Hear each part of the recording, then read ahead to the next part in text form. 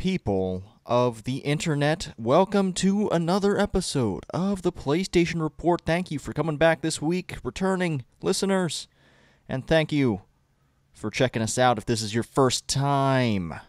I'm Frank, and alongside me is my longtime friend, only anal sex buddy, Tyler. Yeah, that's me. Hell yeah. We have not stuck it into each other's butt yet, but we really, really want to. Yeah. Just, I wouldn't mind. We imagine it a lot. Yeah. We think about the act so much that it doesn't matter that we haven't done it. Yeah. True that. And it has been a long time since we've known each other. Yeah, real long time. We were little boys. Yeah, we were really, really small boys. Kindergarten, was it? Or first grade? I think it was kindergarten. I think so. Yeah. Yeah. I have very few memories of kindergarten left. I only have one memory of kindergarten. And that was when I got in trouble for me and someone else were on the monkey bars and we were kicking each other. Yeah. That was a game we used to play. And I got in trouble for it. Yeah. As I probably should have. Dumb kids. Probably. That would do it. I just specifically remember it being like, I don't know, 4th or 5th grade maybe. And we were, our group of friends was completely obsessed with Pokemon. Maybe it was even before that. Dude, I think it was before that. I think it was more 3rd or 4th grade where we just fucking hit it. We would literally trade take each other's games home and just that's all we did was talk about Pokemon. Yeah, man. It was great. Those were good times. Yeah. How's your week been, buddy? Good. It's been better this week, and I'm done for the week. I'm off tomorrow. I'm gonna go see Metallica. Oh, that sounds like fun. I heard about their tour. Who are they touring with again? Avenged Sevenfold and Volbeat. Oh, so, all right. Both of those bands can draw a lot of people, and then you throw Metallica on that, and yeah, they're playing football stadiums on this tour, which is pretty cool. I haven't seen Metallica in 7 years. They were one of the first concerts I ever went to in 2010, I think it was. Maybe it was even 2009. I don't even remember. It's been such a long time. So I'm super, super excited. How many tours do they have left in them? I have no clue. They really don't tour around here in North America or really the United States anymore. They just kind of play festivals whenever the hell they want to. A lot of times in Europe and stuff. So now they're over here. They're doing a tour for the first time forever and can't miss that shit. Although so they're playing at Lincoln Financial Field, which is the home of the Philadelphia Eagles. And Metallica, they don't cover their stage. And there's potential for rain tomorrow. Slight. So I'm a little worried. Although the weather's looking better and better and better as we get there. The percentage is only 15 or 20%. So I don't know if it'll happen. I don't think so. But I'm a little worried. I just wonder what they'll do with that. Because if you've never seen Metallica before in a place like this, even in an arena, some bands, they'll put their stage at the end of the arena and then they'll fill the rest with people. And so maybe only 3/4 of the arena is filled. Metallica puts their stage in the middle and they fill the whole fucking place all around them and on the floor in front of them. So it's going to be a lot of people there. I'm excited. I'm going to go. I took off. I'm going to go down early. I'm going to get a nice parking spot. I'm going to drink a lot of beer with other people that are drinking a lot of beer. That sounds like a good time. It sounds what the kids call lit. Yeah. It'll be pretty damn lit. And it might just be a little bit cold too, but fuck it. If you drink enough beer, you won't feel it. Yeah, that's the truth, and it won't hurt you. That's true. Which actually isn't the truth. You can actually get hypothermia that way, but who cares? Details. Logic. That's the logic of someone drinking alcohol. Who needs science? Yeah. But you also don't want to drink too much to where you want to make sure you're okay to go home. Yep. Oh, man. Yeah, how about you? How's your week? Whew. Getting beat down, man. Playing a lot of soccer. Yeah. Football, as the civilized world calls it. Uh, man, and You I some just ass? not really, man. I just Yeah. don't have my legs anymore. I don't know what happened. Getting I old. had a string of injuries that just kept me sidelined for the longest time, and I'm coming back now, and I'm just out of shape, man. Wow. Getting old. Getting old, man. I'm just gonna. Why do you think I'm wearing this hat? I'm going bald. Yeah. That's a lie. That's a Getting lie. great. So getting some gray hair too. Get some gray hair. I wouldn't mind gray hair. Gray hair doesn't bother me. Yeah. Doesn't bother me either. Hmm. It can look good on some people. It looks Like really good on Danny O'Dwyer. Yeah. He looks really good with his peppered gray look. He does. I agree. Mm. Yeah. If you didn't know, everybody out there still hanging in there, this is a video game show, kind of. It's about PlayStation. We talk about some news. We talk about games that are recently coming out. And, of course, we talk about games we're playing. Man, Tyler, I have a feeling we both played the same game, but if there were any others that you want to mention before we talk about that game. Oh, hold on. What? Let's introduce this segment. Welcome to the Payload, where we talk about our Overwatch. Yes. This is a new segment on the show we're going to call the Payload. Whenever we have Overwatch moments, we're going to share them here on the Payload. Yes. As you know, if you've been listening to this show, even remotely, we play a lot of Overwatch. And we were playing some Overwatch the other night, and man, I think we had maybe like one of the best matches ever. It was cool. We ended up playing competitive like for a long time, and with a larger group of people than we usually have, which was fun. And there were some matches that did not go well, and then things started to go our way. There was this one match. It was a Payload match, Route 66. We were on defense first. We got our asses handed to us. They got it all the way with like 2 minutes and 51 seconds still left, something like that. Just destroying us. They had a Genji on their team. Just completely ruined my day. I don't know about yours, but he was ruining my day. It was bad. So I'm like, oh man, this is just going to be one of those matches we're going to get rolled. So then, flip side, we're on attack. And we start just ramming shit down their throat. And we get right to the end with 3 minutes, a little over 3 minutes left. So it's like, if we can just cross it, we'll win based on time. But they were a little clutch and stopped us, and we got there 10 seconds later with like 2:41. So now it's overtime. See who can push the farthest, basically. So we're still on attack. We destroyed them so hard. It got to overtime. We were only at the second checkpoint we got to, like right at the end of, like right before overtime. So it's like, cool. We did pretty good. We're up 5-3.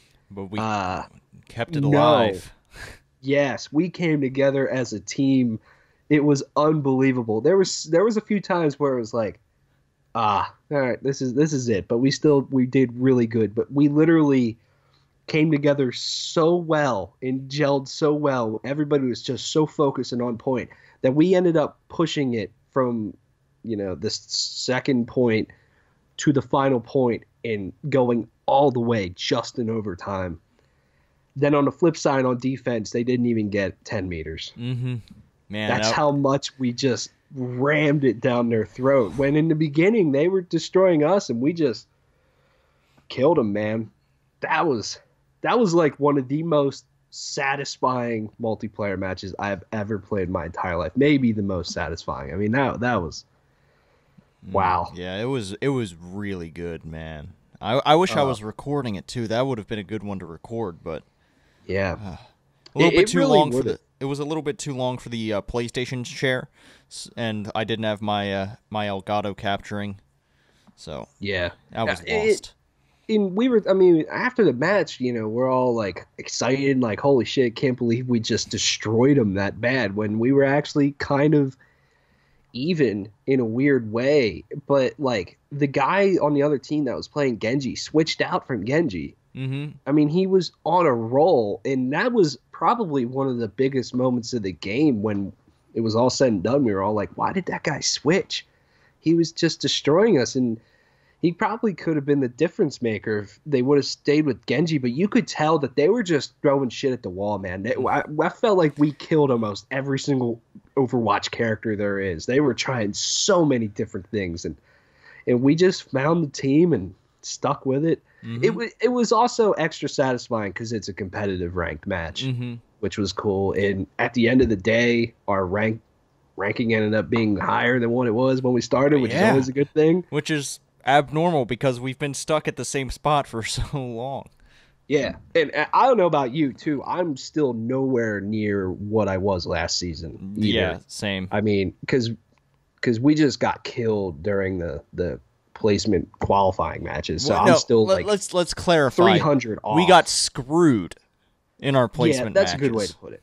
Because we did play extremely well most of those matches, where it just felt like it was just you and me trying to carry the team almost, and can't really do that in Overwatch. I mean, you could be a difference maker, but you can't win all by yourself. It's a team game. And so, yeah, I'm still like 300 off of my career high in terms of ranking. So who knows? I'd like to get back to it.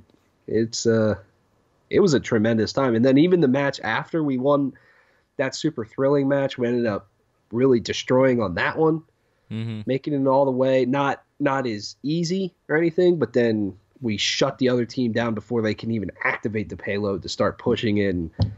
It was great. It was awesome. Oh, yeah. It's moments like those that just make that game the best. Yeah, it's just really fun to just goof off with your friends and play that game. Like, yeah. I know we were playing competitive, but we were still having a lot of fun together. Yeah, it's like even when we lost, like, we weren't frustrated. We never got frustrated with each other. It was just like we were playing like normal, but it just happened to be competitive, and we just happened to be on some really good teams that night, which was awesome. And I think that's the first time that one of our buddies, Sam, ended up actually playing competitive ever. Yeah. So I hope we got him hooked on it. I hope so, because I just like the format of competitive play in Overwatch a lot better, personally, just because it's more competitive, obviously. People just care a little bit more. So I forgot to silence my phone. If you heard the Uncharted 4 theme, it was coming from my phone. Hey, it fits with the show. It fits with the show. Yeah. Also, I want to just throw out there with Overwatch, I'm really liking the new character, Arisa. I really just enjoy playing as her. She's one of my favorites in rotation now, for sure. I just need to get some cool skins for her. I'm saving up to buy something because I need some good shit. But she's cool. I think she's fitting in well. Yeah, I like her. Is she your favorite from all the DLC? Yeah, absolutely. Absolutely. I've got to go with Sombra. I think Sombra's my gal. Sombra is really cool. I enjoy playing Sombra. I don't like Ana. That was another thing when we were playing the other night. We got stuck with people playing Ana and Widowmaker on the worst maps. Like, it was a control capture map, and we had someone playing Ana or Widowmaker mostly on our teams. It's like, what are you doing? Like, those characters are good in specific situations, like a defending the payload type of thing, or defending a point is when those characters are the best, but not in a control point capture map. You just need fucking power going at that, and maybe like a Zenyatta, Lucio, or Mercy can really work to heal people, but you just need some big guns thrown at that stuff. That was insane. Yeah, just felt like every match we were stuck with one of those people. It was sad. It was certainly frustrating. I don't have much more to add. Can we conclude the payload? Yes, we can. We pushed it all the way. Yeah, we pushed the payload all the way in. Yes. Before we get to probably the bigger game of the week, and if you have anything else too, the other game I've really been playing a lot is Bioshock 2, which I talked about last week. I'm actually almost done with it. I just lose track of time when I play that game because I just get so sucked into those type of games. It's great. It's fun. It doesn't have that hook yet that the original Bioshock had, or even Bioshock Infinite in terms of storytelling. I think that's the part where it's kind of lacking. But I mean, the powers in gameplay and all that stuff's really cool. It's cool going back to Rapture. The one point I want to bring up about that is, and I don't remember hearing anything around the time the Bioshock collection launched late last year. You can't take screenshots or video. And now I'm playing on Xbox because that's where I've always played the Bioshock games. But I assume it's the same on PlayStation 4, but like there's so many times where I'm like, wow, this looks beautiful. This room is detailed so well, or it's just so creepy, the lighting and everything. I want to take a screenshot. I'm a huge screenshot guy. I love it. And you can't do it. It's disabled. Like you go to pull up the screenshot thing and it just says it's blocked. What the fuck, man? I get Bioshock is a very, very story-driven game and stuff, but still just taking a single screenshot might not spoil much. I mean, I have no problem with blocking certain scenes, like cutscenes or something. But damn. Look, I didn't know that was a thing. And at first I thought it was just a thing in the beginning of the game, but I'm like 4 hours in now, 4 or 5 hours in, and I still can't do it. See, it's not even about not letting you do screenshots. It's like not letting it be easy, because you can still work around it with like a capture card or something and get screenshots if you really want to go that route. But they're just making it so fucking hard that most people just won't do it. Yeah. I mean, there's just nothing wrong with that stuff, man. It's just crazy. And, you know, with Persona 5 not letting you do it, it's just find it interesting that the Bioshock collection, you can't do it either. So that sucks. I wish developers would not do that.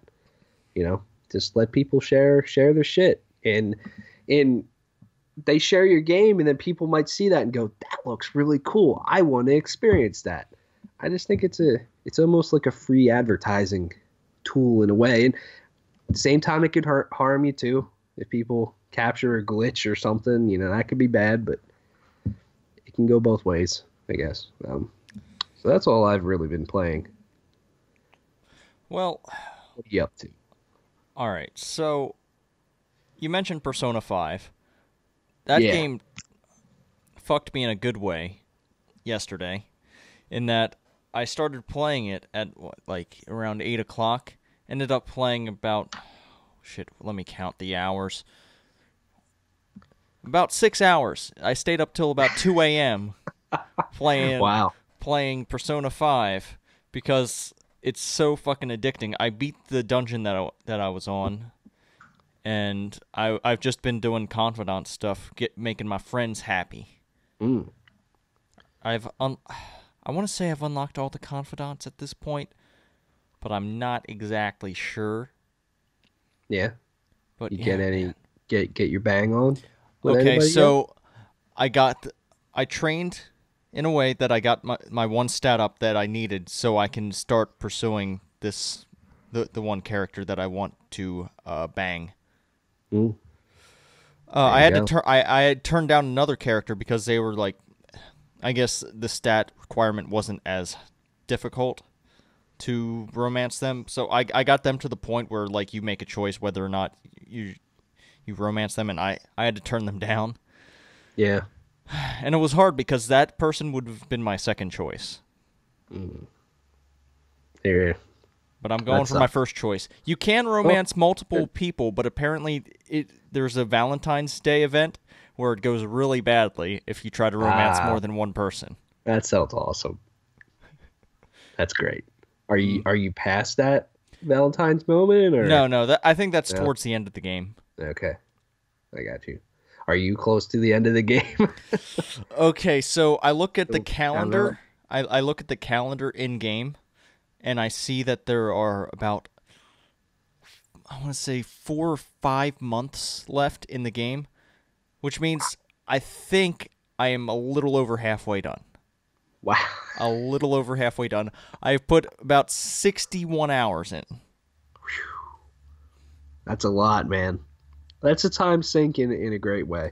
Mm-hmm. You know, I'm sure every minute of it's fantastic. But Oh yeah, that's a lot of time. I unlocked this one location, and I guess mild spoilers, but there's this maid cafe where you go. You know, they have these women dressed up as maids, and they just bring you food, and they usually screw up. But at how you react to them determines like what kind of social skill stat goes up.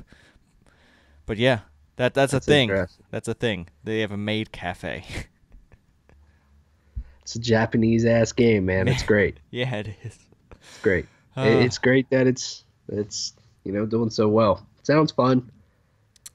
Other than Persona, I've played a smaller game called Strafe that came out this week. It's an old school first person shooter. I'm not going to talk too much about it yet because I haven't been able to play much of it because it's a little bit bad on the technical side. It gets frame choppy towards the end of levels.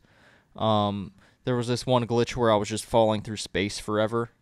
There was this other glitch that I got stuck trying to go upstairs, like I was stuck into the wall and I couldn't move, so I had to just end the run. So it's a run. It's a run-based game where I guess it's sort of procedural. I think they just put together rooms that are pre-built procedurally.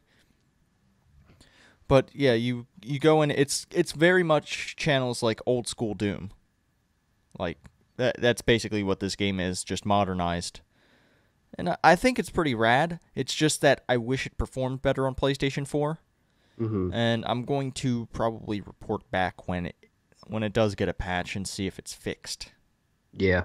I've kind of heard mixed things about it, but it sounds neat for sure.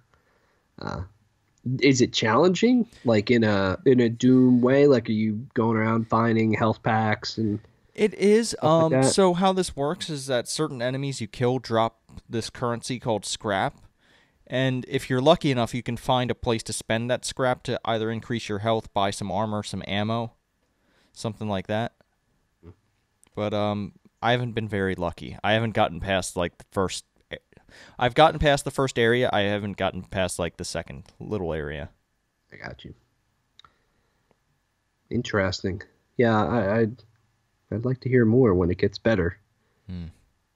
Don't like games to launch in poor state.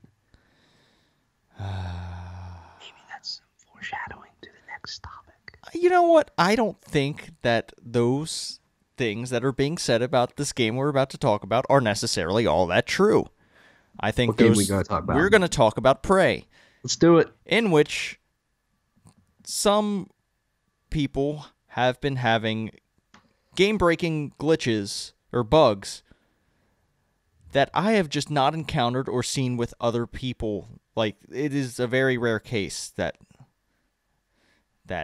bug that was breaking the game for a certain reviewer.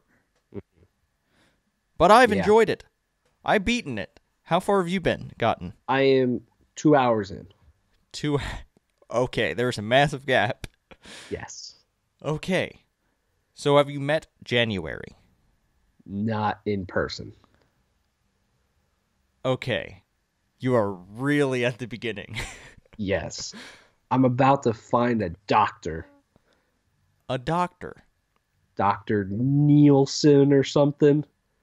Something begins with an N. I don't know. I'm not sure exactly what you're talking about. Yeah. Well, yeah. I'm 2 hours in. That was my game clock. So I have not had the biggest chance to play it. Obviously, I've been wanting to put a lot more time into it. Just did not get a chance. So to give you an idea of how long this game is, I beat the game in about 21, 22 hours. Yeah. Somewhere between there. I've completed 2 endings for the game in that time because there was a save that I just did before and just saw how it played out either way because there's a choice you can make. Mm-hmm. There are plenty of choices you can make in this game. I think this game's really good, but I'm going to save a lot of the spoilery stuff for once you've done it. You've beaten it. I very much enjoy this game for what I've played so far, and I'm very excited to play more. There's a lot of really good things about it. It's just intriguing. You know, the game opens up with some very interesting stuff, and you're like, what the hell's going on? And the game doesn't tell you a whole lot. And then they you mind just fuck slowly, you. yeah, and it just feels like you'll go through a little bit and then they'll fuck you with something else. And it's like, what is going on? It's cool. I like it. I like it a lot. And like you text me, you're like, I think this game's gonna be right up your alley, and it is 10 million% right up my alley. Like, these are the type of games that I love. It's why I love Bioshock so much, and why I really like Dishonored and stuff. I love these single player games that are kind of exploration driven, that have a really interesting setting and story. Like, I love that type of shit. And there's still, like, yeah, it's linear in a way, but there's a lot of player agency on where you can go, what you can explore, you know, the way you want to play and upgrade yourself. Like, that shit I love. And this game has a lot of Bioshock feels to it to me. I love its alternate history setting. I think that's fascinating. I love the detail on Talos 1. It's awesome. I love just exploring this. It's cool. I think arguably, maybe, I don't know, at least in the opening hours, the best part about this game is its sound design. Oh, yeah. Sound design is off the charts, dude. It really gets you, like, feeling very unsettled. Mm-hmm. Like, you just feel nervous. With the music, how it ramps up and all kinds of stuff. You're like, something is around me, and I don't know what it is. It just works because of the main enemy type that you're facing at the beginning of the game, called the Mimic. Yeah. Now, the Mimic is a brilliant enemy type. It is. I think it is one of the greatest ideas for this type of game, especially if since they are going for kind of a sort of a horror kind of route. It's a scary game because those mimics can be anywhere, and they can be anything. If you're not careful, you're going to get your ass chewed. Yeah, they've startled me a few times. You get used to it after a while, but there's still times where you haven't seen one in a while, so you kind of let your guard down, and then all of a sudden they pop out of a fucking coffee cup, and you're like, oh, or a trash can. And it's like, okay. And like, it's such a genius idea to have these types of enemies, because, like, as a video game player, you automatically kind of have a tendency to explore and to just look at shit and pick shit up, whatever you can find. And knowing that anything you pick up might try to then kill you really changes the game. It really, really does. I love it. It's cool.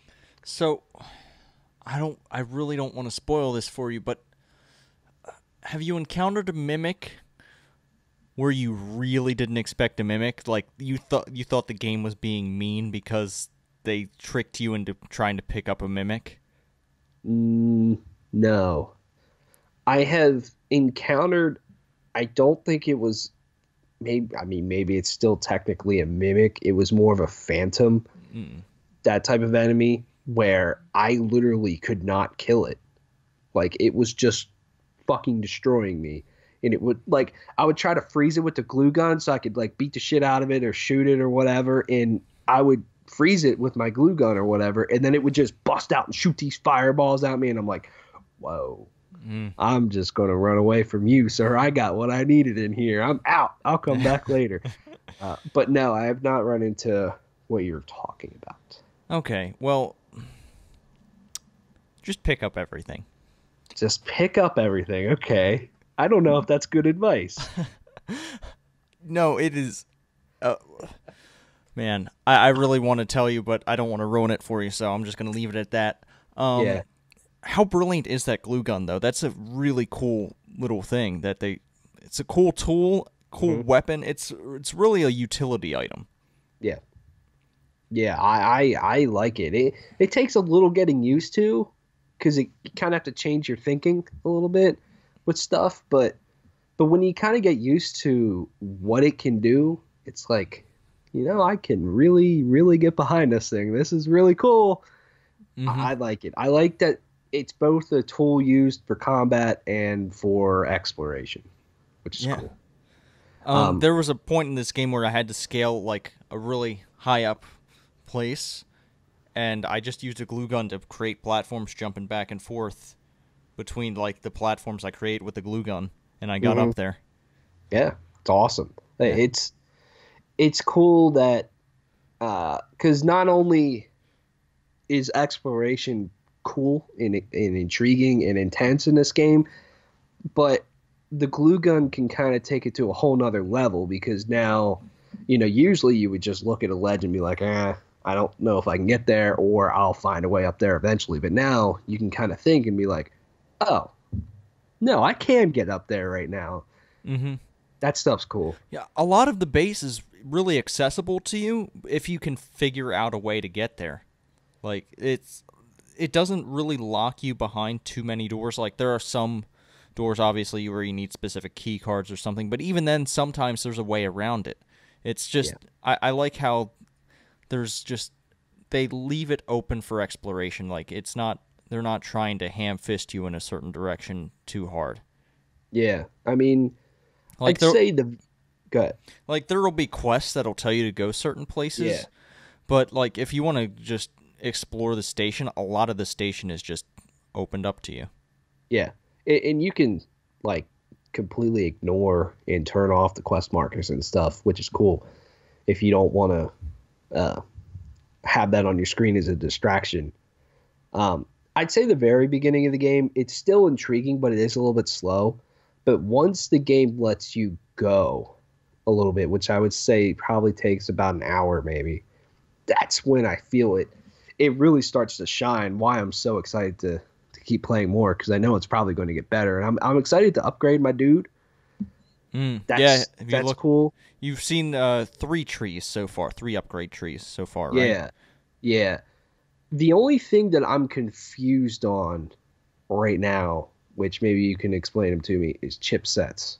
Chipsets. Okay, so what exactly are those? So they're kind of like, I guess they're kind of like passive buffs that you can install to either your suit, and eventually you'll get this item called the Psychoscope. There's 2 different like items that can have chips in them, and they have separate chips for them.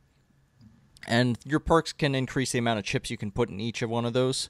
But yeah, basically they'll grant you certain abilities, like you'll be able to like resist certain types of damage. You'll be able to maybe run faster or take less self-damage, or be like... Have you encountered recycler charges yet?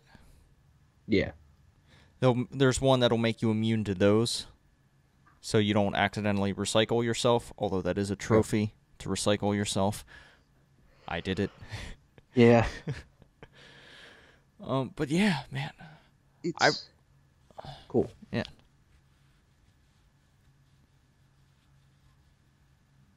I ran into a problem though. What did you run into? I needed to go to the next area, and it's an area where you just don't walk through the door or whatever. The game actually has to load it up, and the game just cut to black. Didn't come back. It was like, nope. Sorry about your luck, dude. I'm done with you right now. Like, okay. So the game just literally just kept on going for minutes and minutes, and nothing would pop up. So I had to crash it and come back, and that was kind of frustrating because I was just feeling it. I'm like, yes, this is awesome. I'm ready to rock and roll, going in this area, and then I had to crash it and load it back up, and that stuff sucks. But I mean, I haven't ran into. See, it wouldn't suck as much if the loading times were better. I feel like the loading times are a weakness in the game. Yeah, definitely, definitely. And I'm not sure.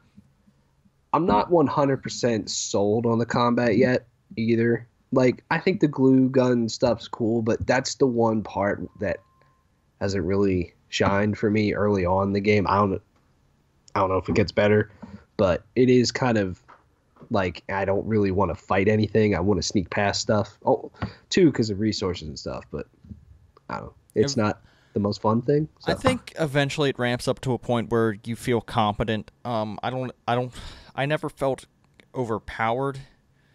Although having a lot of shotgun ammo helps. Yeah. I've not found a shotgun yet. Oh, you haven't found a shotgun? No. Well, I'm hoping to find one. I found a silenced pistol, which is awful. Yes. I hate that thing. Yes. It's not very good. This game is cool. And it has a lot of arcade vibes if you've played Dishonored. I mean, there's some stuff like character models and animations and stuff. That stuff is straight from Dishonored. I very much enjoy it. I just find Bethesda extremely frustrating with their games, man, because this is the third game now where they've had an excellent game and they don't want to share it with people ahead of time because they're scared of something. I don't really get it because I feel personally like there's not a tremendous amount of buzz around this game. And I just have this feeling that it might not sell that well. I mean, Dishonored 2 kind of underperformed and stuff. And that just sucks because it's like Bethesda just game after game, they've proven that they're putting out good stuff. I just don't understand this whole review policy thing because if reviews would have got out there even a day or two ahead of time, it's like, yeah, Prey's really good, then people are stoked about it. You know? It's just frustrating because I just feel like, hey, yeah, we got something cool, but we don't really want to share it with you for any reason. And that stuff sucks because this is a cool game and I want it to perform well. So it could potentially get a sequel and all kinds of stuff. And it sucks. It really does. I'm just going to put this out there. I think there will be a sequel. Yeah? Does it end a particular way? In both the endings that I encountered, it definitely, and I feel that all endings will lead to this kind of. Yeah, there's something about this game that I want you to discover. Mm-hmm. Yeah. Do you read emails? Yeah, I do. Oh yeah, like it's. I know this is gonna sound lame, but it's kind of fun to like just snoop on all the people who are working at the station. Just like, and especially the audio logs, how like you can just set them to play and go do your shit while you're going. I like that you don't have to like just sit there and listen. Yeah. That's a very, very Bioshock thing. Because in Bioshock you can find audio recordings and just let them play. And there's a lot of them. The Bioshock collection might be the thing I move on to after Persona. Yeah, I'm feeling these type of games. So once I finish Bioshock 2 or Prey, whichever one I end up finishing first, then I'm going to move on to Dishonored 2 because I'm just feeling these single player like experiences like this because I love them. It's cool. I think if you played the Bioshock collection after playing Prey, I think you'll still have a great time because you'll realize how much Bioshock has influenced most of Arcane's games that they've actually been putting out recently, and a lot of other games too. But you'll be like, oh, well, that's interesting, you know, because there's things in Prey where I'm like, oh, yep, that's cool. I like it. You know, Bioshock's great. Prey's great. Check it out. But do they really have to put fucking needles in your eye? Yeah, God, I don't get that. You only see it once, that first time you put a neuromod in. But still, that is just too much. I know. Just thinking about that's what you do every time you get a perk, man. I know. when he turned the thing around and he's like looking at it, I'm like, no, no, no, no, you're not going to put that in your eye. You're not going to put that in your eye. Oh, you put that in your eye. No, why? The Ew. fuck's wrong with you, dude? Yeah, but I think it sets up a really interesting sci-fi universe. Like, that's why I like listening to the audio logs and reading the emails and everything else about it, because I'm like, I want to know more about this ship and what was going on at this time period. Like, I love that type of shit. It's games like this too where you can really easily lose track of time. I know I do, because it was last night I was playing a bunch of I was playing this game, and I was like, I look over at the clock and I'm like, fuck, I gotta get to bed. It was almost like you playing Persona 5, and then I look over at the clock again, another hour's passed, and I'm like, I'll just play a little bit more, and then I end up playing a little bit too much more, and I'm like, shit, okay, I really, really need to stop. Also, I love that Arcane has been putting in this quick save feature. Oh yeah. I mean, Bethesda, I mean, it was in Fallout 4 as well, but at least in Dishonored 2 and Prey, it's super, super fucking quick. It's awesome. Every game should have that.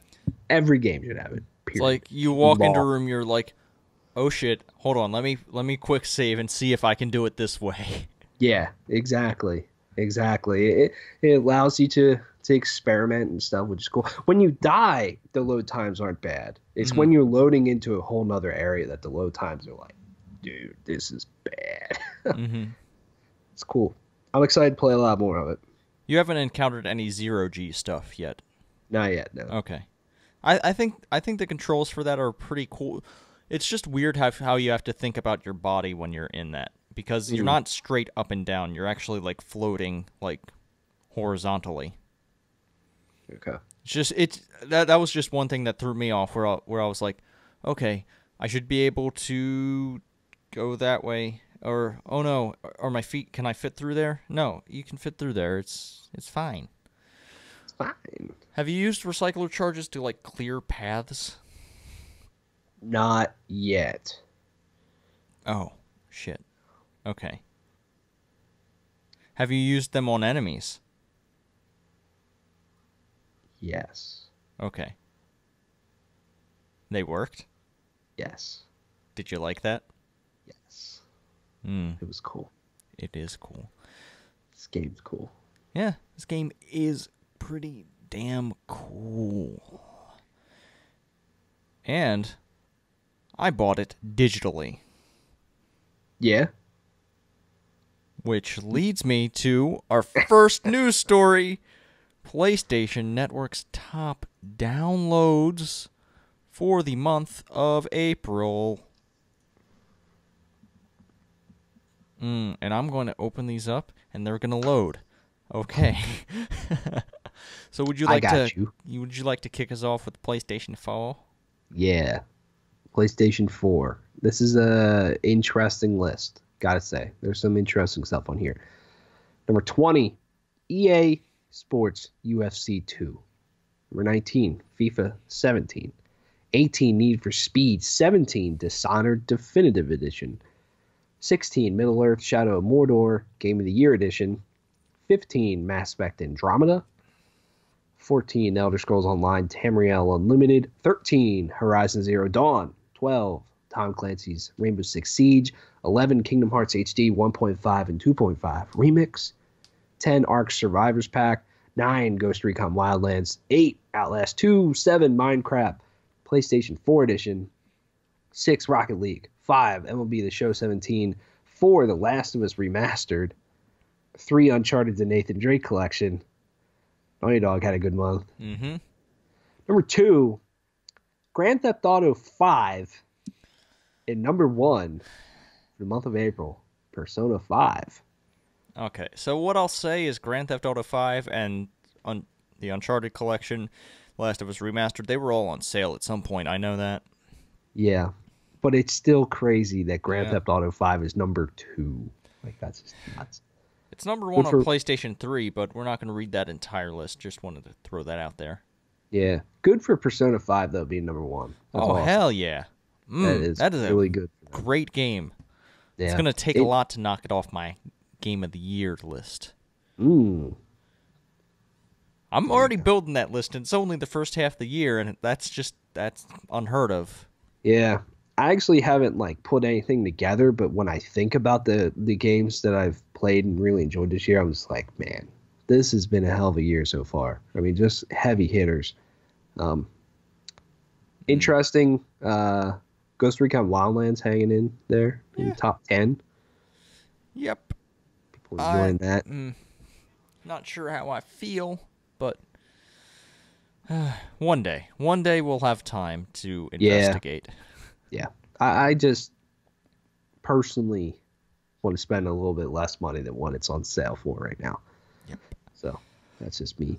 Mass Effect Andromeda falling to 15 though. Yeah, that's a little bit rough. Yeah. Maybe that's the negative reviews impacting it. Maybe. Who knows? Also, I just want to point out on PlayStation 3, there's a game, Fight Night Champion, at number 9. I forgot Fight Night was even a thing. Do you know anything about that game? I have no clue. It was EA's boxing game. Oh, fuck. Yeah. Shit. Okay. Yeah, they had Fight Night Round 3, 4, blah, blah, blah. Yeah. Those games were interesting, and Fight Night Champion, I remember playing that when it came out, and I think that was the last one. Okay. R.I.P. Fight Night. Strange games being bought on the last generation.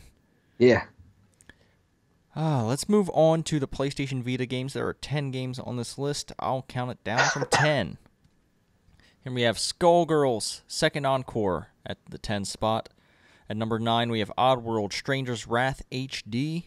At number 8, Crypt of the Necrodancer. At number 7, Need for Speed Most Wanted. At number 6, Grand Theft Auto PS Vita Collection. At number 5, Persona 4 Golden. At number 4, Minecraft PlayStation Vita Edition. At number 3, God of War Collection PS Vita. Okay, that's weird how they put a colon there. Okay. Yeah. Adventure Time, The Secret of the Nameless Kingdom comes in at number 2, and at the top of the list is Salt and Sanctuary. Very cool. Did not know Oddworld Stranger's Wrath was on Vita. That's an excellent game. Excellent, wacky first-person shooter. I love that game back in the day. Talking about back in the day, how about you round us out with the classics? Yeah, PlayStation Classics. Number 10, Resident Evil 3 Nemesis. 9, Harvest Moon, A Wonderful Life Special Edition. Number 8, Dark Cloud. 7, Dark Cloud 2. 6, Ape Escape 2. 5, Psychonauts. 4, Grand Theft Auto The Trilogy. 3, Bully. 2, Parappa the Rapper 2. Was there? Yes, there was a sequel, but it... So, it went Parappa the Rapper, Jammer Lammy, or... yeah, I fuck up that name every time, and then Parappa the Rapper 2. Okay. I did not know they made a sequel to that game. I knew there was the first 2 there, but that's interesting. Number 1, Grand Theft Auto San Andreas. Oh, boy. There you go. Stealing the PlayStation VR top there is Mortal Blitz. It's number 1. All right. And then a lot of the same stuff. All right. Well, there we got some numbers out for you right at the top of the show here. And now we're going to get into some other news. Before we move on, the last thing here, I just want to point out, and this makes me very, very, very, very, very, very sad. PlayStation 4 add-ons. Number 7, Call of Duty Modern Warfare Remastered Variety Map Pack, which is the maps that they're selling to you that should have been in the game. That is extremely aggravating to see that, to be honest with you. That sucks. Ugh. Why are you people so stupid? Yeah. So, I mean, I bet a lot of people that bought that are the same people that complained about having to buy it in the first place. Jesus Christ. Anyways. You are part of the problem. Yeah. Man. All right. Well, that's enough grinding of my gears here. Let's talk about Square Enix for a moment. We have a couple of stories here. First up, we have a little bit more sad news here. They're splitting up with IO Interactive, the creators of Hitman. So who knows what's going to happen? They Square Enix, I guess in that merger they had with shit, I forget who it was. Eidos? Yeah, I think it was Eidos. Eidos. They acquired Hitman in 2009. Yeah. And yeah, since they've put out a couple of good games, the latest Hitman they had said that they were going to do, they had planned to do 3 seasons, I think, but they haven't actually announced the second season when it's going to start. So I'm not sure if that's ever going to happen because, you know, you're getting they're selling off the IO Interactive. So, and I assume that Square Enix is going to maintain the Hitman property for themselves.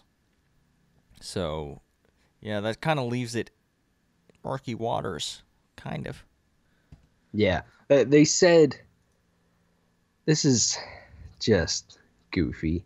They said to maximize player satisfaction as well as market potential going forward, they have regrettably decided to withdraw from business of IO Interactive. Huh. Sounds like they're throwing a little bit of shade. Yeah. As a result of this, the company started discussions with potential new investors and is currently in negotiations to secure this investment. Whilst there can be no guarantees that the negotiations will be concluded successfully, they are being explored since this is in the best interest of our shareholders, the studio, and the industry as a whole. I think you take out the studio and the industry there, and you just leave our shareholders. Mm-hmm. And that might sum that up, at least from an outsider's perspective, because I just feel this is a very weird move. Because Hitman from last year might have underperformed, but it sales-wise potentially, but that's because of their model that they had for it. However, I feel that model generated buzz around that game for months and months and months, and it turned out to be some people in some gaming outlets game of the year. Like, it's just crazy that they would have a game of such high success, critically at least, and then, you know, potentially sell the studio that's making it. And who knows if they're, like you said, who knows if they're Square's keeping the Hitman IP or if IO can take it with them somewhere. Okay. I mean, I just hope that IO does not lose their jobs, though, So, because there's a lot of talent there. So, I have a question for you. yeah. From what you've seen of Hitman, what game would you like to have Hitman gameplay? Like, what IP would you like that gameplay to be applied to? Oh, man. That's an interesting question. One that I've never thought about. I don't know. What about you? Anything coming to your mind? So, I was thinking, I know Naughty Dog doesn't really want to get back into Uncharted, but I feel like an Uncharted, like a heist kind of thing, would be kind of cool. Yeah. You don't necessarily have to be trying to kill someone. You could be trying to steal something, or, you know, the way that Hitman works, it just seems like it could apply to a lot of different situations other than just murdering people, although there are a lot of video game characters who murder people. Right. Yeah. I think, to be honest with you, I think Rockstar could make something really cool with that style of gameplay. I just feel they could pull off really well. It'll be interesting, though, to see what happens with IO. It would be cool.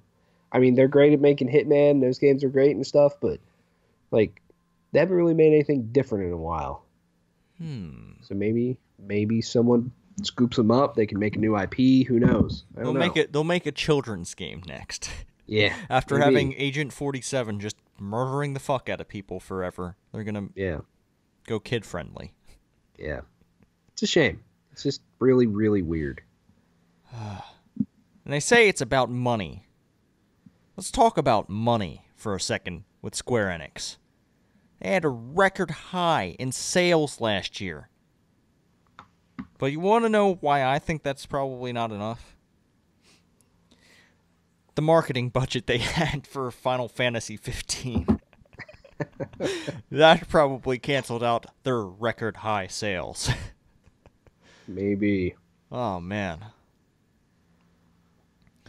They saw a 20% jump in net sales year over year, which is cool. That's a huge jump. 22.9% increase in ordinary income, 0.8% in profit. They said mostly to Final Fantasy 15 and Rise of the Tomb Raider and strong digital downloads. Digital downloads. Smartphone and PC browser games also saw a big leap, they said. It's cool. And then they got Final Fantasy 14. Yeah.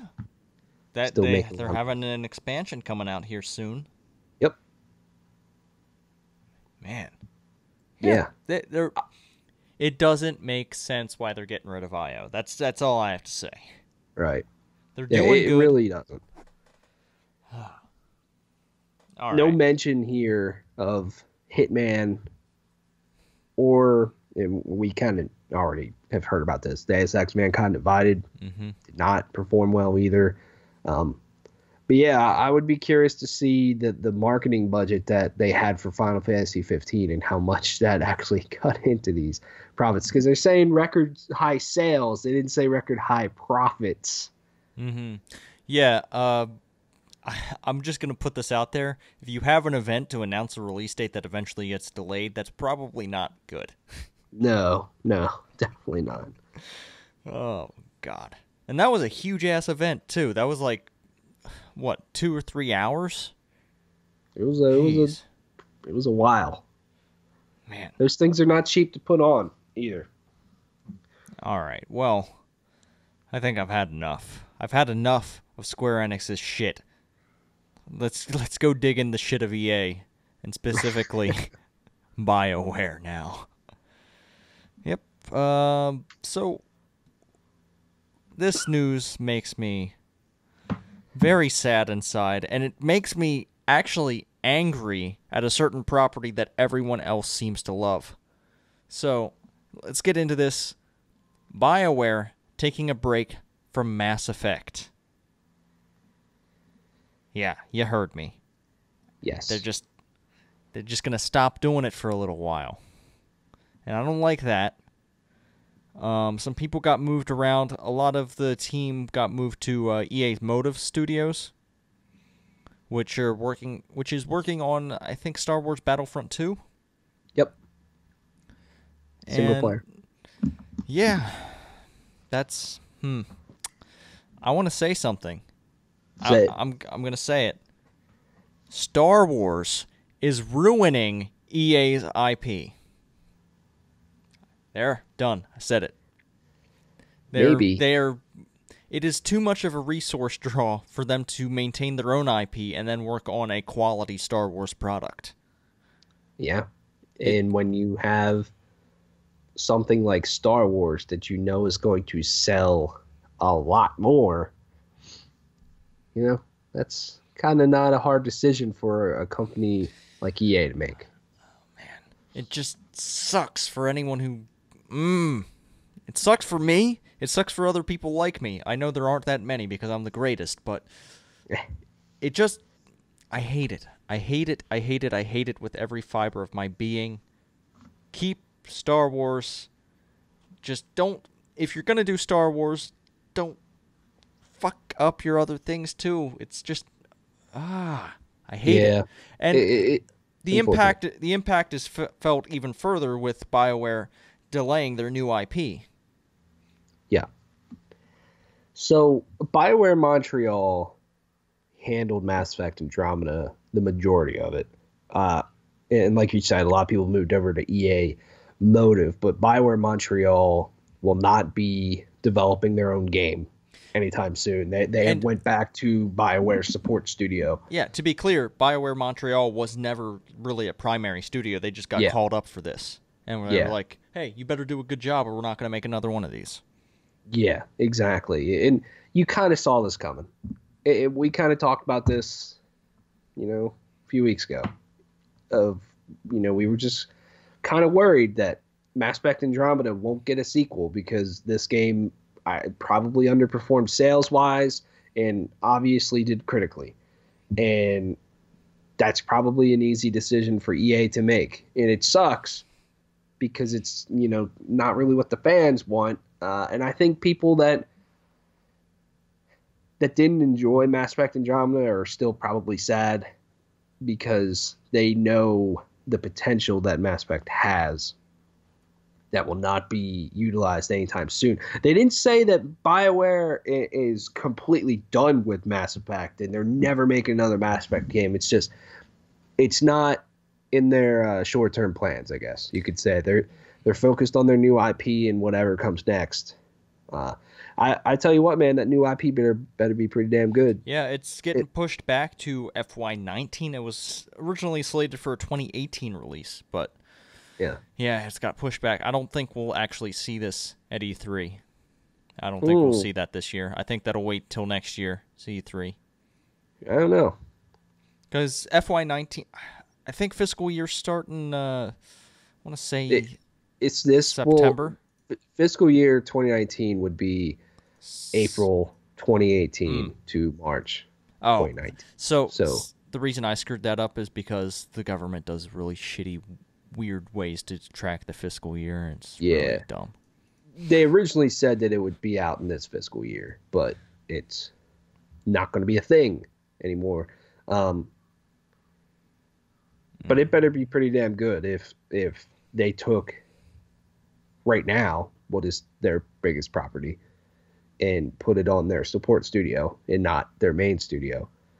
We'll see. I'm excited to see what it is. I'm excited to see BioWare do a new IP because they're a very creative studio, but it just sucks for Mass Effect. Because I don't want Mass Effect to die. I don't want it to be 10 years until we get a new Mass Effect game. It just, things didn't go right with Mass Effect Andromeda, obviously, but I think they could get it right a second time around. I'm only going to live so long. Give me as many Mass Effects as you can. Yeah.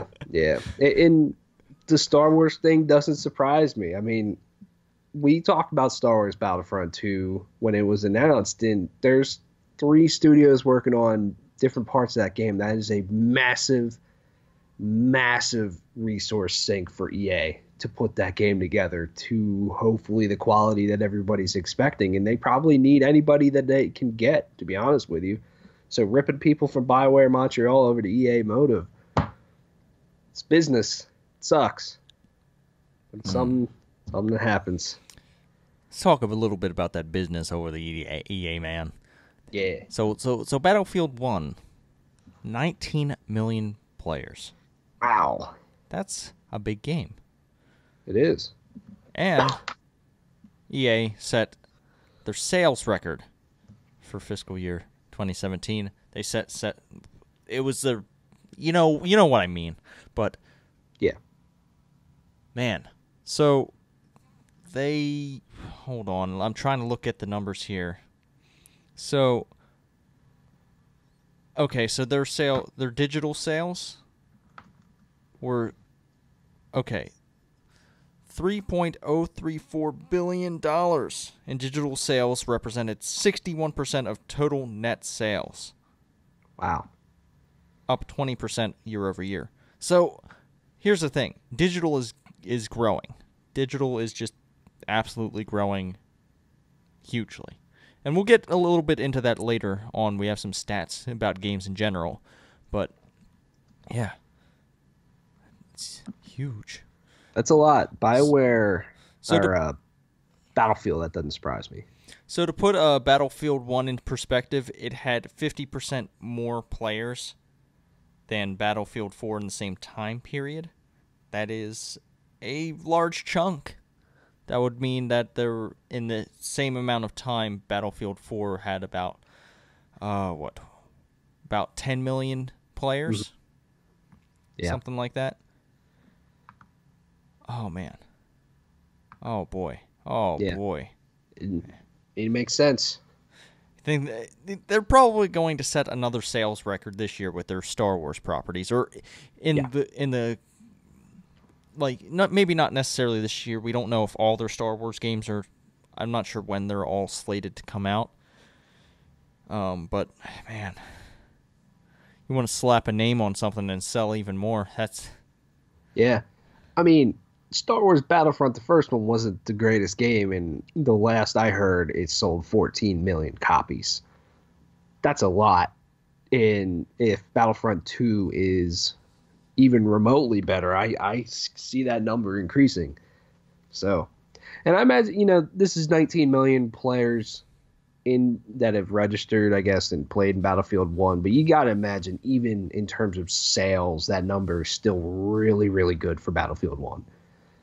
Because it continually sells really good, so. Yay. Make a lot of money. Not as much money as Activision, but they make a lot of money. Yeah. Let's bring this full circle until we get into some real hard numbers here. Let's talk about Overwatch's Uprising event, which ended on May 1st. That game mode was played 145 million times. Ooh, really, man. really popular.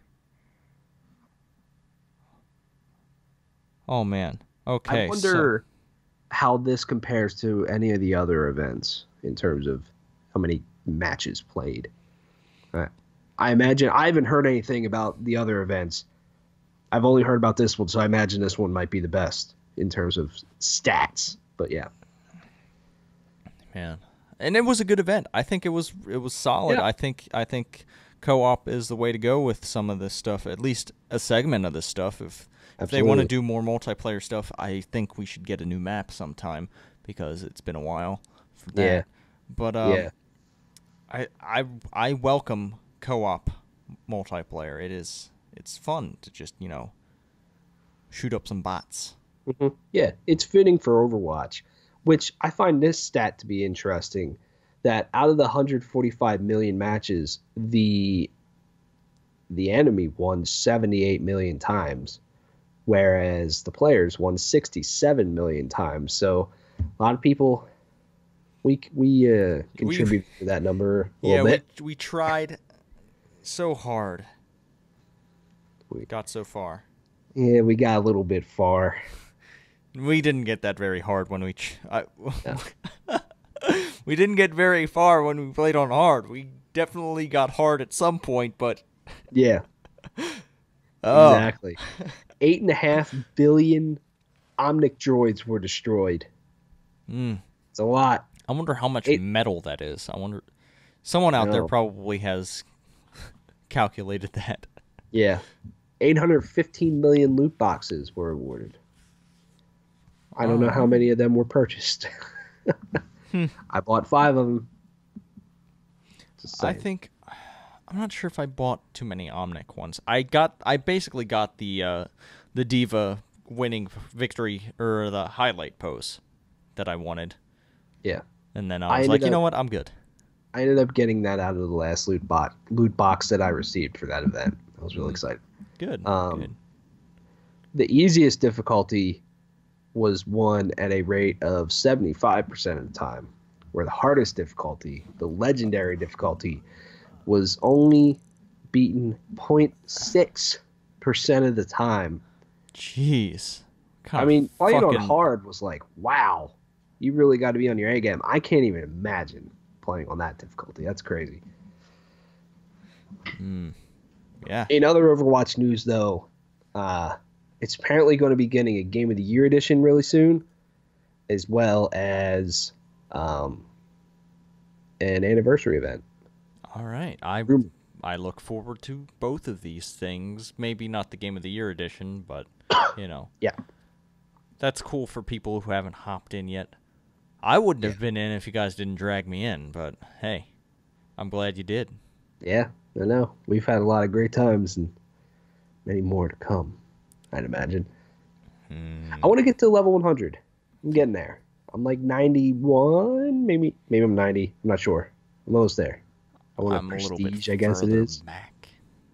I think I'm in like the 70s, maybe. It just feels like yesterday that I was in like the 30s. I'm like, man, level 100 is so far away. And then we just kept playing and playing and playing. Here we go. Here we go indeed. Let's take a moment and dive into some statistics provided by the Nielsen report. This is a Nielsen Games report, the Games 360 US report. So this is strictly about gamers in the United States of America. And apparently 64% of us Americans above the age of 13 are gamers. That's over half. Yeah. Oh, boy. That's cool. Let's look for some more interesting stats in this report. So, about 47% of these gamers prefer to play on their gaming console, as opposed to 26% on their mobile device and 27% on their computer. Interesting. Their phone over PC. Let's see here. So, when we're talking about preference for physical or digital, console gamers prefer physical, 69% to 31% who prefer digital. But if you're talking about PC gamers, it's 25% physical to 75% digital. Who would have thought? Yeah. Steam.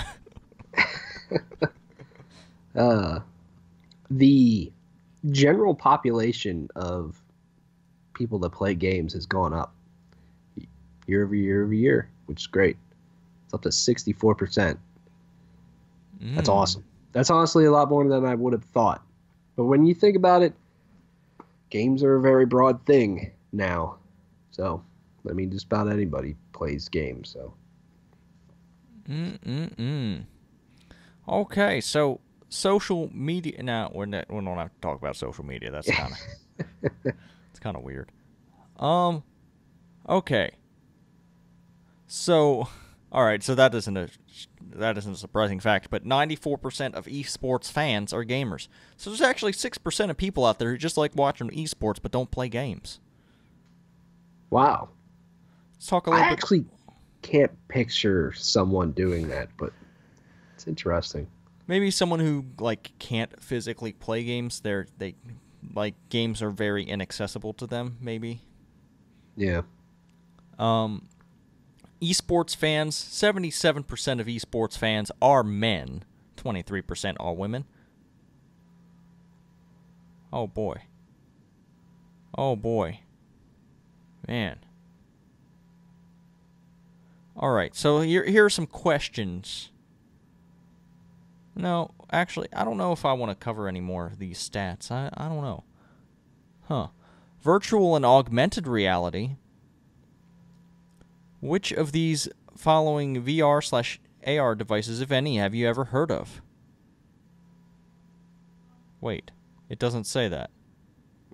It doesn't. The stats don't match what the caption says. Okay, so I guess if they've heard of VR. So, gamers above the age of 13 this year, 63% of people know about VR/AR, but the general population is about half. I think that's contributed to by like Samsung's like what they're doing with their commercials with their Samsung. I think it's called the Gear VR. Yeah. Which is just slap your phone in, kind of VR. Mm-hmm. Yeah, I've used it. It's okay. But man, there are a lot of numbers in this report, and there's too much to really cover. I think we hit most of the important bits. So, unless you have... Well, one interesting thing here is how people consume watching video game content. So I'm going to read off 2016 numbers. Number one, YouTube, 70% of the time is where people watched video games. 2, GameSpot, 21%. IGN 18%, Twitch 15%, Steam 14%. That was 2016. 2017 is a kind of intriguing to me. YouTube still number one, 70%, so same number. Number two, Twitch at 19%, so Twitch has increased in viewership. Number three, ESPN. Oh, yeah. At 17%. Right. I mean, ESPN does have tournaments on there. So that is proving to be a big thing for video games in terms of people watching them. I mean, I would not have thought that. Number four, GameSpot at 17%. So they went down 4%, and IGN at 15%, down 3% year over year. I honestly would not have thought that GameSpot would be watched more than IGN, to be honest with you. It's a weird world out there of watching video game content. It is. We hope we're bringing you some hot video game content. Yeah. But we wouldn't be able to do that if there weren't hot video games coming out every single week, Tyler. There's only a few hot video games that come out every single week. I'll just say that. Yeah. Okay. I'm gonna be you got a point. You got a point. But the fact remains, there are games that are coming out each and every week, unless you're that 1 week in January where we had nothing. But we have a few games on this list, and I'll get us started here with Arcade Archives, Neo Geo, The King of Fighters 95. The King of Fighters 95 is a fighting game released by SNK in 1995. Holy shit, that sentence makes so much sense, right? In addition to fan-favorite fighters from Fatal Fury and The Art of Fighting, Yagamiyan joins the battle as the rival of the main character, Kyo Kusanagi. Right on. Next up is Birthday of the Beginnings, out on PlayStation 4 digital and retail.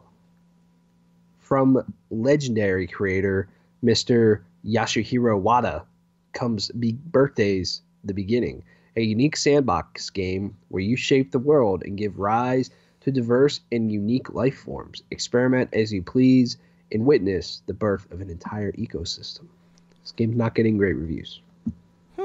I'll be honest, I was not looking at reviews for this game. Here we have Blade and Bones on PlayStation 4 digitally. A combat-driven Metroidvania experience. Discover a tale long lost in our past. 7 swords need to be found in this world where you will discover ancient secrets and fight with an intense combat system that rewards players for their skills and knowledge. Boom. Bloons TD5 on PlayStation 4 digital. 5-star tower defense with unrivaled depth and replayability.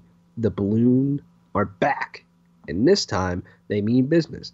Build awesome towers, choose your favorite upgrades, hire cool new special agents, and pop every last invading balloon. Oh, yeah, man. I love the art on the next one. Oh, that yeah. is quality. The next game on the list is called Butcher. Available on PlayStation 4 digitally. Butcher is a fast-paced 2D shooter and a love letter to the cult classics of the genre. As a cyborg programmed to eradicate the last remnants of humanity, your sole purpose is to annihilate anything that moves. All right. Demon's Crystals, PlayStation 4 digitally. Demon's Crystals is a frenetic twin-stick shooter where you guide the Yurikan demons through countless hazards in order to restore peace to the world. The Yurikan have always been at the top of the food pyramid, but one day 3 mysterious beings arrived, causing the one peaceful inhabitants of the world to become aggressive and destructive. Okay. Next up, we have Elliot's Quest, available on PlayStation 4 digitally. Elliot can't die, but he's still running out of time. In Elliot's Quest, the victim of a rare curse must find a cure before he's transformed into a demon. Next up is Harvest Moon, Save the Homeland on PlayStation 2, on PlayStation 4 digitally. It's a PlayStation 2 game on PlayStation 4. Your goal is to successfully save your family's farm in the surrounding village from being turned into a resort. Construction begins in a year, so you have your work cut out for you. But don't worry, if you earn the friendship and trust of the villagers, they will be sure to lend a helping hand. All right. Next up, we have Human Fall Flat. On PlayStation 4 digitally, Human Fall Flat is a quirky, open-ended physics-based puzzle game. Physics-based puzzle and exploration game. Okay. Set in floating dreamscapes. Your goal is to escape these surreal dreams by solving puzzles with nothing but your wits and physics. This game is interesting. I don't know if you've ever seen anything play to this game. It is very, very bizarre. But it looks like it can be a good laugh and good enjoyable time, potentially. Next up is Last Stitch Goodnight on PlayStation 4 digitally. After surviving a near-death, out-of-body experience, you are kidnapped by a doctor who is experimenting on people who satisfy certain criteria. Escaping the doctor's laboratory will require new weapons, new powers, and a strong stomach for facing science gone bad. Bad science, baby. Part of that sounded like 50 Shades of Grey. Yeah, sort of. I lost a bet with my girlfriend, fiance now. Fiance, I guess you could say. Fiance. Yeah, and I have to watch 50 Shades Darker. It sucks, but whatever. I will get the alcohol out, and I'll have a good time, actually, probably. I'll just laugh at it, like the first one. Hold that thought. Have you thought of calling her Beyonce? Oh, man, no, I have not. Thank you. You're welcome. That is amazing. Totally aped that from someone else that mentioned it. That fits better than Fiance. All right. Rolls off the tongue better. All right, there we go. All right, cool. Let's get back into the zone here with Lethal League on PlayStation 4 digitally. Lethal League is a competitive projectile fighting game where you have to hit an anti-gravity ball into the face of your opponent to win. The ball speeds up with every strike to explosively extreme velocities. Play locally or battle it out online. Next up is a thing that I did not know was a thing. Loco Roco Remastered on PlayStation 4 digitally. The peaceful world of Loco Roco are under attack by the not-so-nice Moja Corps. I thought that said cops. These evil outer space creatures have come to take the Loco Roco from their land of blowing flowers, lively creatures, and pastel scenery. You must move the Loco Roco through more than 40 levels of slippery slopes, teetering platforms, and maze-like passages. I did not know that they were remastering this game. This is an intriguing game. It was on the PSP back in the day. All right. I have a weird feeling that I feel like I've played this next game before, called Moonshot Galaxy. I think I played this at either a PAX or at PSX or something. I don't know. Let's just read the description here. It's a PlayStation VR game. Moonshot Galaxy is a VR game like no other. Play your way through planetary challenges and exotic branches of the galaxy at your own pace. Designed for comfort, anyone can pick it up and play. Though reaching the top of the leaderboards will put your skills to the test. Next up, It's a real goofy game. NBA Playgrounds on PlayStation 4 digitally. Classic NBA arcade action is back.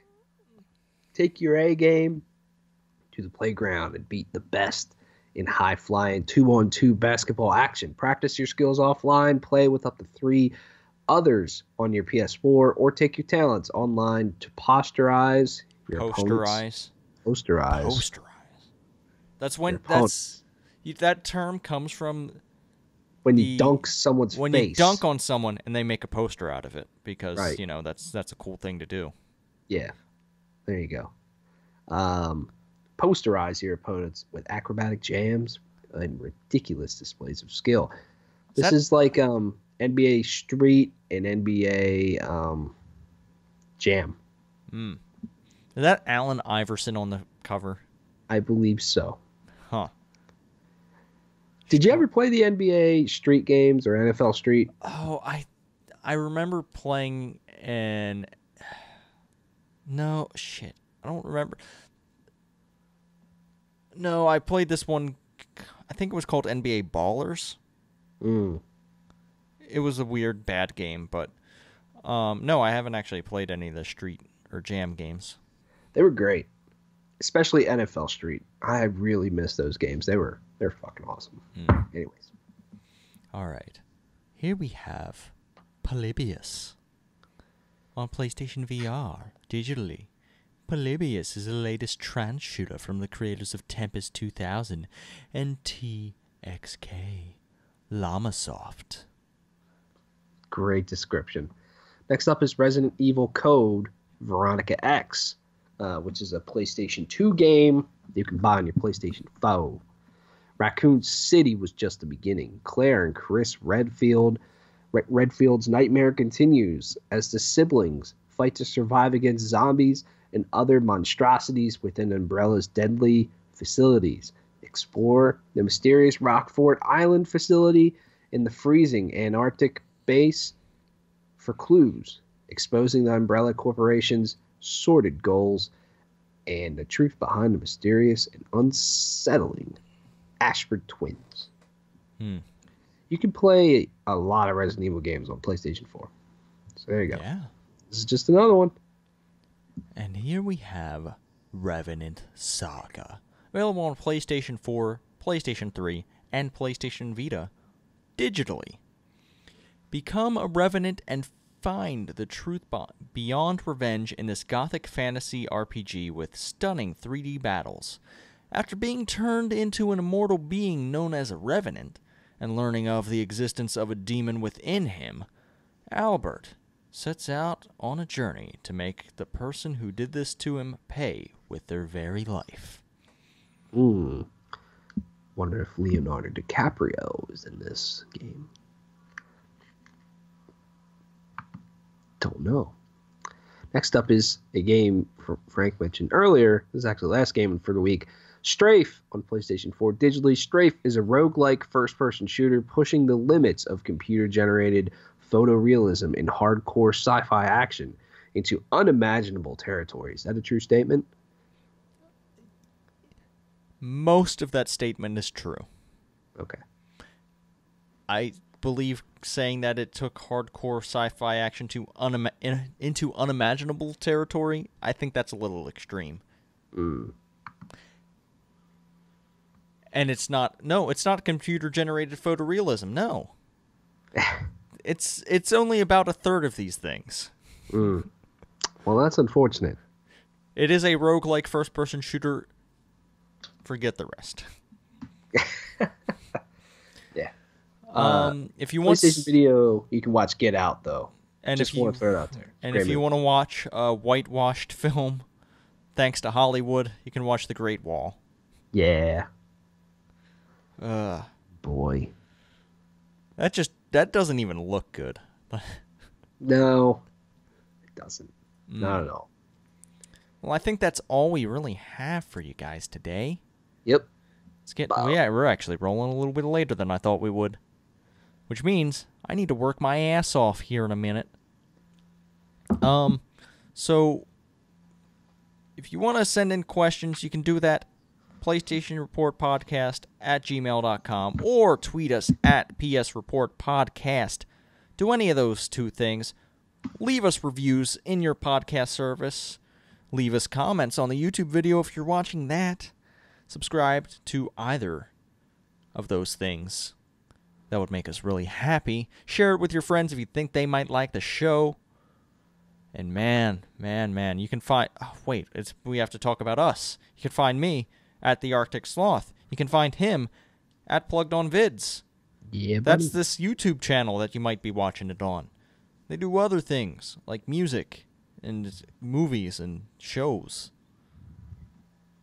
And man, that's a true statement there. Yeah, buddy. Well, we're going to sign off for this week. We hope to see you next week, and sometime soon we'll have E3 predictions for you. And if you have anything that we can't answer, well, you put it in these... We'll go on these words. If you don't know it, Tyler, go learn it. We're out.